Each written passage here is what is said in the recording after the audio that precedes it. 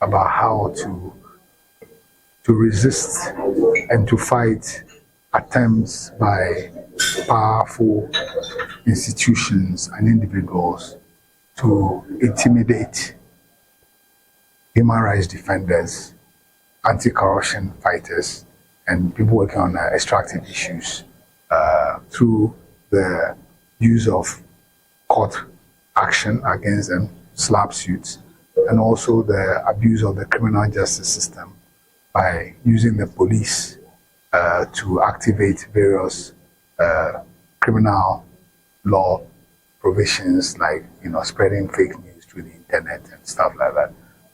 So to share experience about those, and also how to work together to defend against that kind of abuse of power, so as to both keep open the room for free expression by communities and other activists, and also to expand the boundaries of accountability.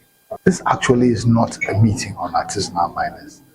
It's a meeting, as I said, about how people who speak out about the ill issue, the negative issues around mining, and also human rights and free expression, can better protect themselves against threats, lawsuits, criminal proceedings, frivolous criminal proceedings meant to intimidate them to keep quiet. Well, this is it's a booklet which provides information, explains what SLAPP suits are. SLAPP stands for Strategic Litigation Against Public Participation. Why strategic? Because powerful people, powerful institutions and individuals many times will bring an action, whether a claim of defamation against people, tie them down in court. So the effect, of course, is that it's strategic in not only silencing the person who has been sued, but also sends a signal to other people that if you open your mouth too often and try to threaten our interest, we'll find a way to pin you down. But in this context, we are not only talking about the use of civil processes, but also about the use of the criminal justice system to a similar end, as well as just the abuse of executive power, to similar ends, because all of them together are ways of silencing people. And the people gathered in this meeting, all of them, one or the other, are people who are constantly asking for the accountability of the powerful, whether private companies, public officials, by drawing attention to what is not being done right, what is being done wrong, and where people's livelihoods are being damaged, by activities. And they are the people who tend to face, these forms of harassment by the powerful. So it's important that we share learning and also ways of how to more effectively protect such people. So the toolkit actually offers a range of things, explanation of what these kinds of actions are, methods of resistance, ways in which you can be more careful in how you put out information, and stuff like that, against public participation. From the point of view of the powerful persons and institutions who bring this action, it is strategic in the sense that it silences you, not only you, but sends a signal to other people not to try. And in our context, there's also a lot of the use of the criminal justice system, particularly the police, to harass people. That's in Ghana. In Ghana and other countries in West Africa. You heard the examples people gave. In Nigeria, the electronic communication thing, they have this cyber stalking thing. In Ghana, abuse of electronic communication, spreading false news. These are things that the police have used.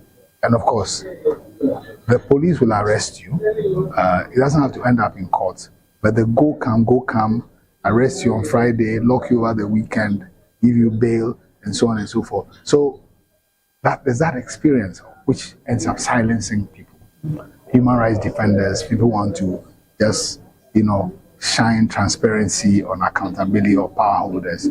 So that whole experience, the idea then is to organize a meeting like this where people share experiences, but also learn about how to resist that kind of pressure and also how to avoid, because at times you can rush to express something. You may even formulate it wrongly, and it gives an opportunity to people who are looking for you to get you.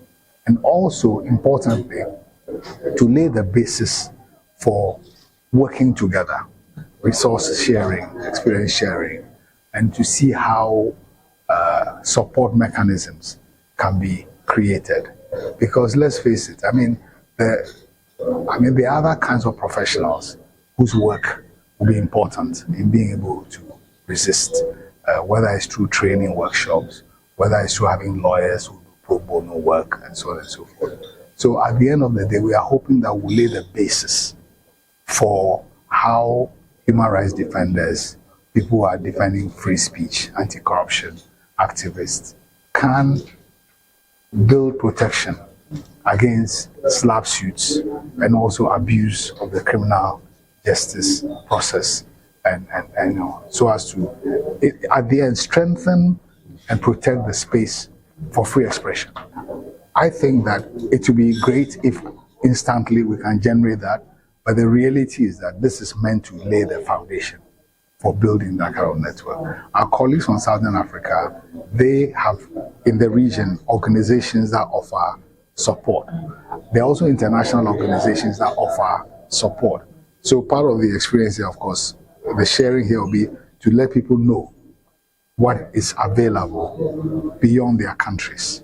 But critically, we are hoping that out of this meeting would have the beginnings of trying to build something together. So it would be premature to say we are about to launch a network. We are not about to launch a network, but we are building the foundations for improving cooperation in this area, and also sharing information about where people can get support. Well, from our own work as Tewa Network, working with people, there's an organization like the Center for Public Interest Law, which provides pro bono legal support. It's an NGO dedicated to that kind of work, CEPIL. There are also lawyers who, when we have reached out to them, have been ready to go to court to defend human rights activists and community activists who are under pressure. But there's a gap in terms of a mechanism and a group of people to do that. And to build that, really, we need to reach out beyond the NGO community and get lawyers and so on to see that this is a gap in the way we are set up, and hopefully we can get some mileage. To be honest, I don't know all the organizations listed because many of them are Southern African organizations. They may or they may not be available because also a question of resources.